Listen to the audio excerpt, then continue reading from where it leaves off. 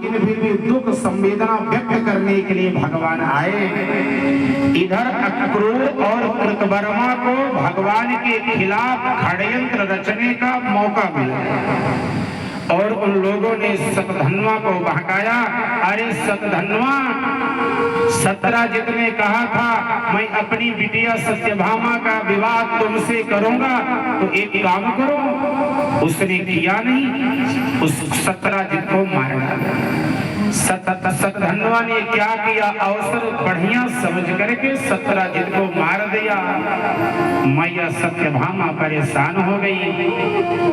अपने पिता के शरीर को एक तेल के कड़ाहे में रख करके हस्तिनापुर आ गई भगवान से बताने के लिए कि शतधन्वा ने मारा डाला। ठीक है, भगवान जानते थे, दुख व्यक्त किए। और इधर बलराम ने कहा जाकर के शतधन्वा को आप देखो, मैं जाकर के जनक जी से मिल करके आता हूं। बलराम जी जनक जी के यहाँ आए और जब ये समाचार दुर्योधन सुनता है तो वो भी जनक जी के यहाँ गया और बलराम की खूब सेवा करता है और सेवा करके यही गदा युद्ध की शिक्षा प्राप्त करता है।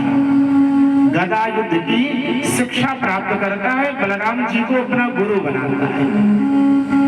इधर भगवान आते हैं, अपने गरुड़ के चिन्ह पर आरूढ़ होकर के शतधन्वा का पीछा किए। जहां तक पृथ्वी थी वहां तक शतधन्वा भागा। फिर भगवान ने अपने चक्र को लेकर के शतधन्वा के सिर को काट दिया। यद्यपि मणि नहीं मिली, फिर भी नहीं। आज अक्रूर के पास आए, भगवान ने कहा चाचा वो मणि आपके पास होगी, मणि प्रदान कर दीजिए। अक्रूर आज डर गए, भगवान की स्तुति कर दी और मणि प्रदान कर दी। एक दिन की बात है, भगवान अर्जुन के साथ में यमुना के तट पर विचरण कर रहे हैं और जब विचरण कर रहे हैं एक युवती तपस्या कर रही। कन्हैया ने अर्जुन से कहा तनिक जाके देवी से पता करो ये है कौन और ये तपस्या क्यों कर रही है। जाकर के अर्जुन ने पूछा तो देवी कहती अहम देवस्य सवितुर दुहिता प्रतिवीक्षते विष्णुं वरेण्यवरदं तपः परममास्थितम्। मैं भगवान सूर्य की बिटिया हूँ, मेरा नाम है यमुना कालिंदी। विष्णु वरेण्य, भगवान विष्णु को पति के रूप में प्राप्त करने के लिए मैं तपस्या कर रही हूँ। अर्जुन लौट के आए, जाइए एक और आशा देख रही है, एक और आशा देख रही है। तीन तो है ही, चौथा जाकर के भगवान कालिंदी के साथ में यमुना के साथ में चौथा विवाह करते हैं। सुखदेव स्वामी कहते हैं बिंदानुबिंदावावन क्यों दुर्योधन वसानुगो। उज्जैन देश के राजा हैं, नाम है बिंद और अनुबिंद। यद्यपि ये दोनों दुर्योधन के वशवर्ती हैं, दुर्योधन की कुशल चैन चाहते हैं और भगवान ने उनकी बहन मित्रविंदा के साथ में पांचवा विवाह किया। कौशल देश के राजा है नागरजित, उनकी बिटिया है नागरजिती। स्वयंवर में भगवान सबको परास्त करके नागरजिती से छठा विवाह करते हैं। महाराज अर्चितम पुनरित्याह नारायण जगतपते आत्मानंदेन पूर्णस्य करवाणी किमल्पकः। लक्ष्मणा के साथ में भगवान ने विवाह किया और शैव्या के साथ में विवाह किया। इस प्रकार से भगवान के 8 विवाह होते हैं और ये 8 विवाह जो हैं इनका अध्यात्म पक्ष देखेंगे तो प्रकृति है। जिसका वर्णन महाकवि कालिदास जी ने अभिज्ञान शाकुंतलम में अष्टधा प्रकृति के रूप में वर्णन किया है। आगे भगवान वर्णन करते हैं, एक राजा है जिसका नाम है भौमासुर, इसका पूर्व नाम है नरकासुर। एक बार की बात है कि भौमासुर प्रसूतिका गृह से, कहीं कहीं लिखा है प्रसूतिका गृह से, कहीं कहीं लिखा है कि कुमारी कन्याओं का हरण कर लेता है। यद्यपि ज्यादा पुष्ट होता है प्रसूतिका गृह से, क्योंकि बाद में ये कन्याएं कहती हैं कि मैं अपने माता पिता भाई परिवार आदि को नहीं जानती, इसलिए आप मुझे अपनी पत्नी बना लीजिए, हम सब आपको अपना पति बनाना चाहते हैं। तो दोनों भाव आते हैं। ये भौमासुर है, प्रसूतिका गृह से कन्याओं का हरण कर लेता था कि 20,000 कन्याएं हो जाएंगी तो सबके साथ एक साथ विवाह करूंगा, विश्व रिकॉर्ड बना दूंगा कितनी कन्याओं के साथ किसी ने विवाह नहीं। परीक्षित ने प्रश्न कर लिया, ये भौमासुर है कौन? भौमासुर पूर्व में नरकासुर है और मैया पृथ्वी का पुत्र। एक बार मैया पृथ्वी भगवान के चरण में शरण में जाकर के प्रार्थना करती हैं, हे ठाकुर मुझे अपना पुत्र दे दीजिए, मुझे अपना पुत्र दे दीजिए। भगवान विष्णु ने कहा, देवी संसार के जितने जीव हैं सब आपको माता मानते हैं, पृथ्वी माता कहते हैं, तो सबकी आप जीवनम प्रेरणम पाया, सबके जीवन दात्री हो, इसलिए सबकी माँ हुई। प्रभु मेरे गर्भ से मेरा बालक पैदा हो तो मैं उसको अपना पुत्र का दर्जा दूं। भगवान ने कहा, जाओ तुमको संतान की प्राप्ति हो। लेकिन पृथ्वी ने कहा, एक वरदान और दे दीजिए। क्या? जब तक उसको मरने के लिए ना कहूं वो मरे ना। तो मानो पृथ्वी ने वही गाड़ी के आगे काष्ठ रखना। संसार में ऐसी कौन सी माँ होगी जो ये कह दे कि जाओ तुम मर जाओ। और आज पृथ्वी ने कहा, जब तक मैं ये ना कहूं कि जाओ तुम मर जाओ मरे। भगवान ने कहा, ये कठिन वरदान तुम मांग रही हो देवी, संसार नष्ट हो जाएगा, प्रलय हो जाएगा, आतंक मच जाएगा, मुझे अपना पुत्र चाहिए।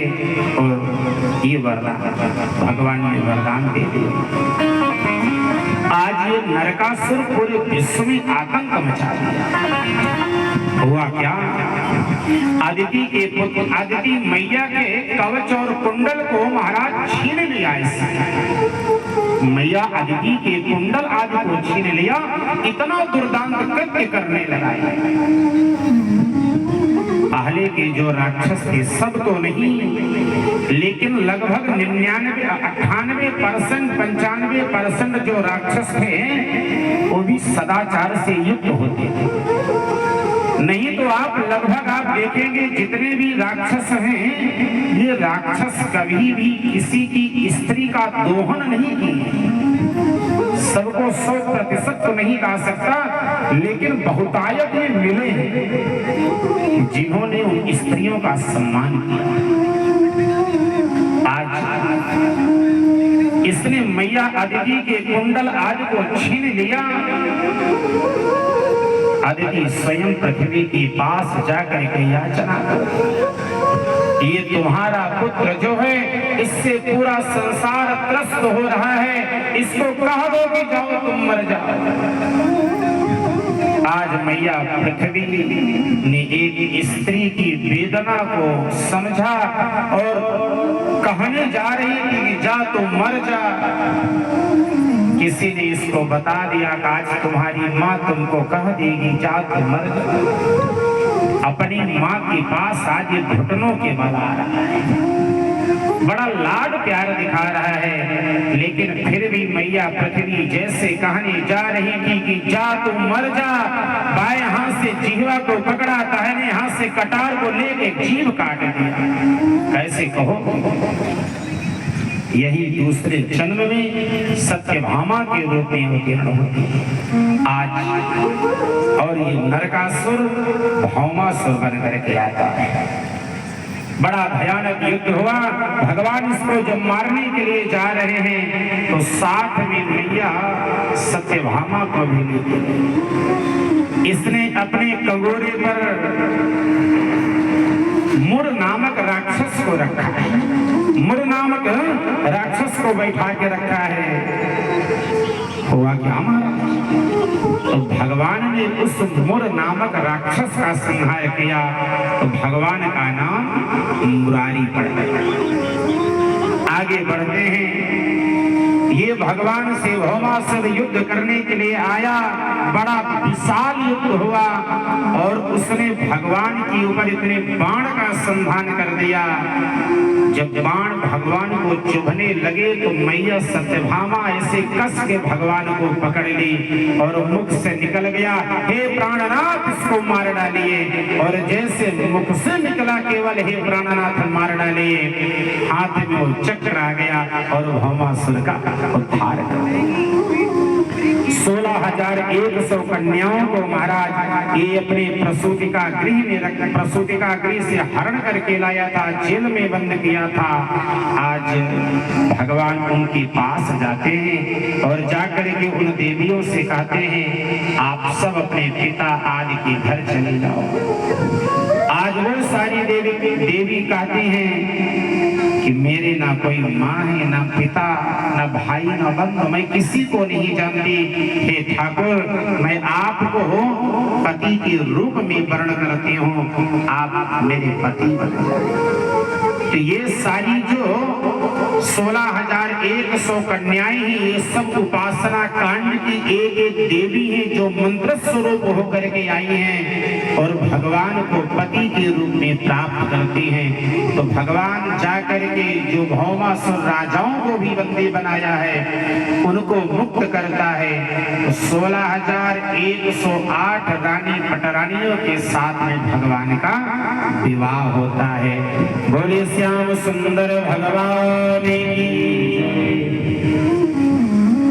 आगे भगवान अपने पुत्रों को कर्म की गति कितनी प्रबल होती है। अवश्यमेव भोक्तव्यम कृतम कर्म फल शुभाशुभम। भैया चाहे जो कर लो लाख उपाय, लेकिन ये कर्म का फल जो है आपको भोगना ही पड़ेगा।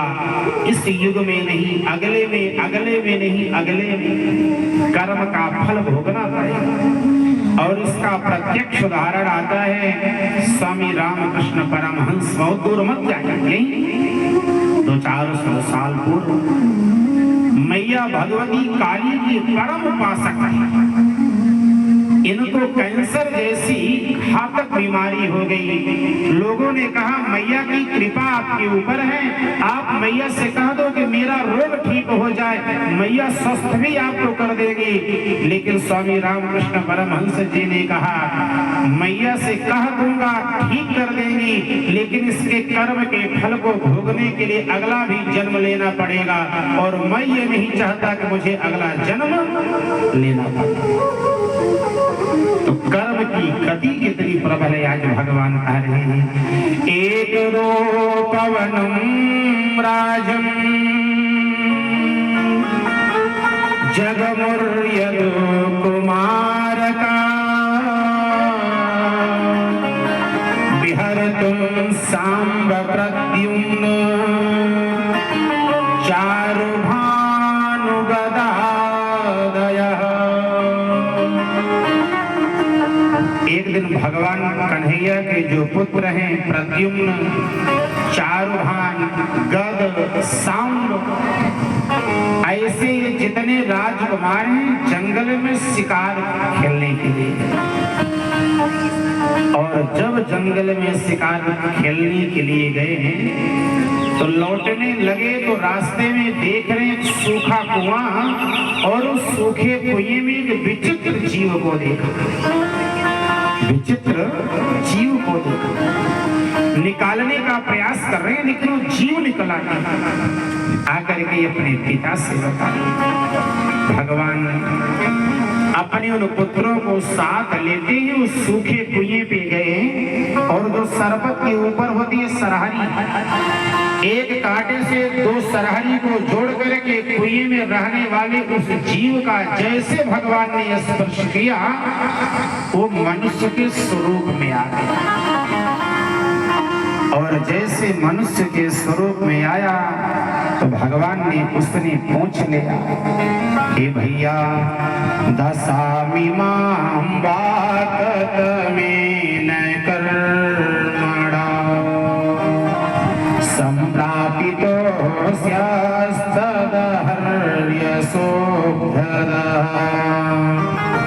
आत्मानमाख्या हि विवित्सतां नो यन्मन्यसे न क्षममात्रवक्तुम्।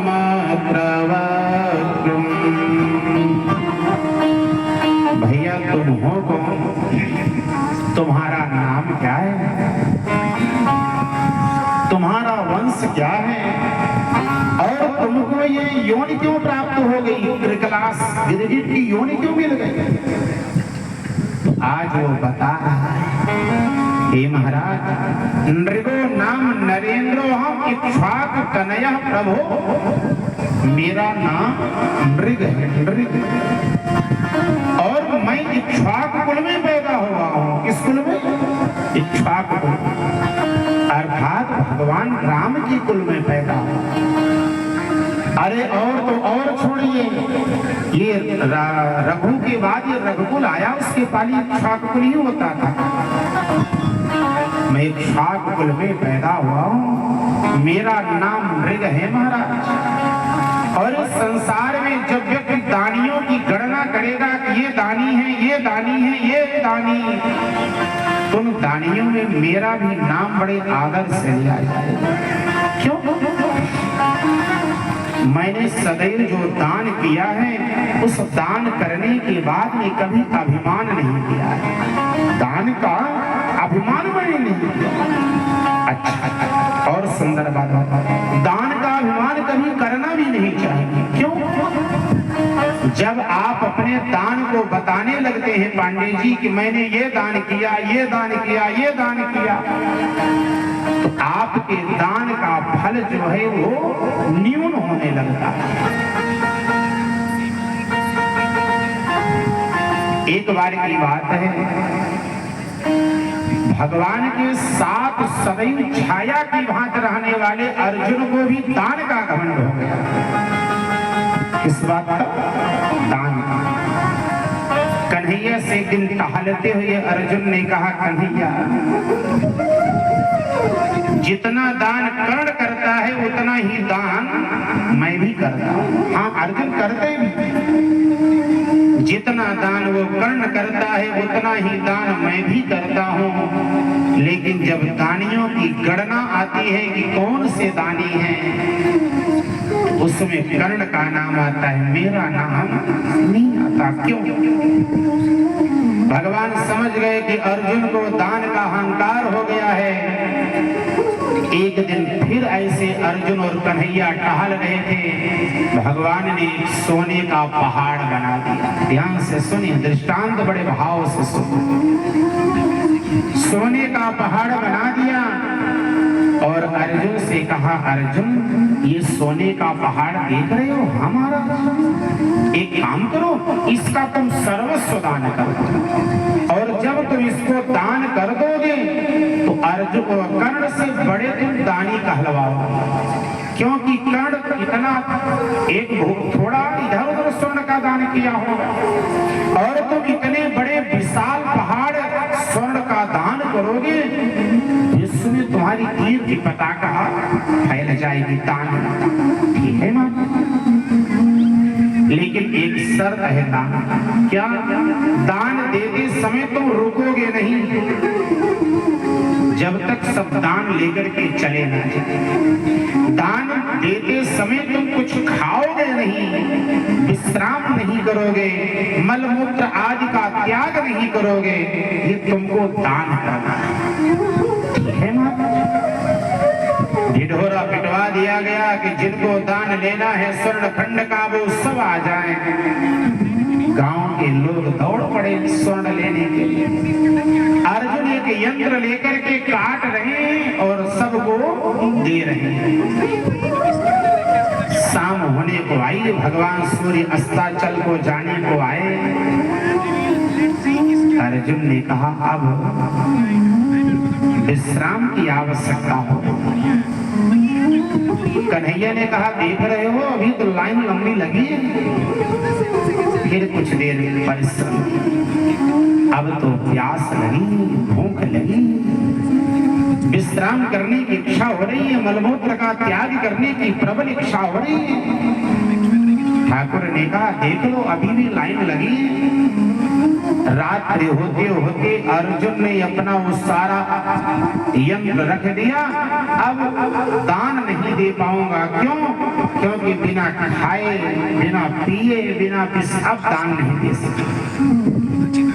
ठीक है, फिर ये सब बिना दान के हाँ लौट जाएगा ना, लेकिन अब दान नहीं दे सकते। एक दिन यही बात भगवान कर्ण के साथ टहल रहे थे।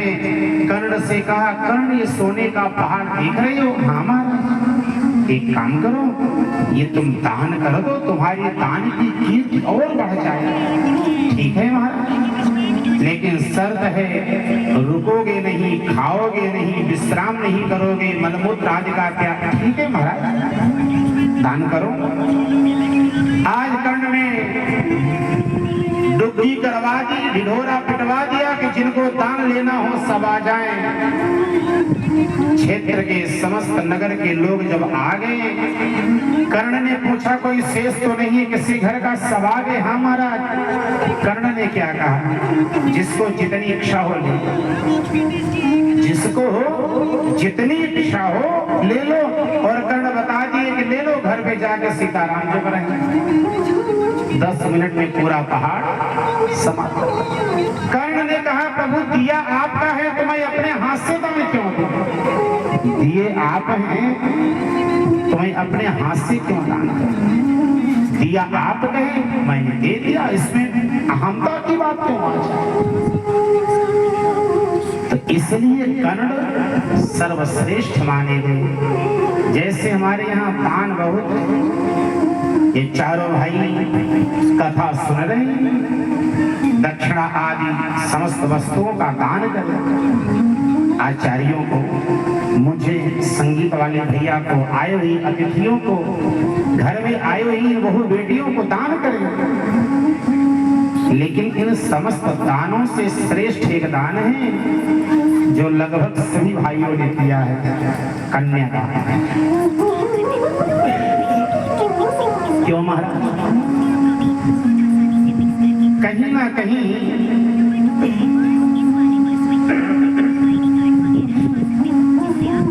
दान करने के बाद में पांडे जी मन में भाव आता है कि मैं भागवत सुना था तो श्रीकांत महाराज जी को इतना दान किया, मैं भागवत सुना था तो इतने लोगों को भोजन कराया, नाश्ता कराया, ये व्यवस्था की, वो व्यवस्था।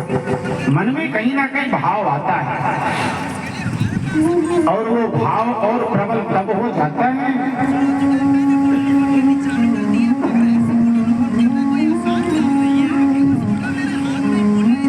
जब कोई व्यक्ति, मान लीजिए आपके ही समय में वो भी भागवत कर रहा और आप उससे पूछ लें भैया आपके यहाँ कथा हुई तो आचार्य जी को दक्षिणा क्या दिया, व्यास जी को क्या दिया, लोगों को क्या खिलाया पिलाया, और आपसे कम अगर उस व्यक्ति ने किया है तो डॉक्टर साहब मन में भाव आ जाता है कि आपसे ज्यादा मैंने किया। तो वो जो ज्यादा वाला भाव है यही अहंकार का भाव है, यही अहंकार का भाव है।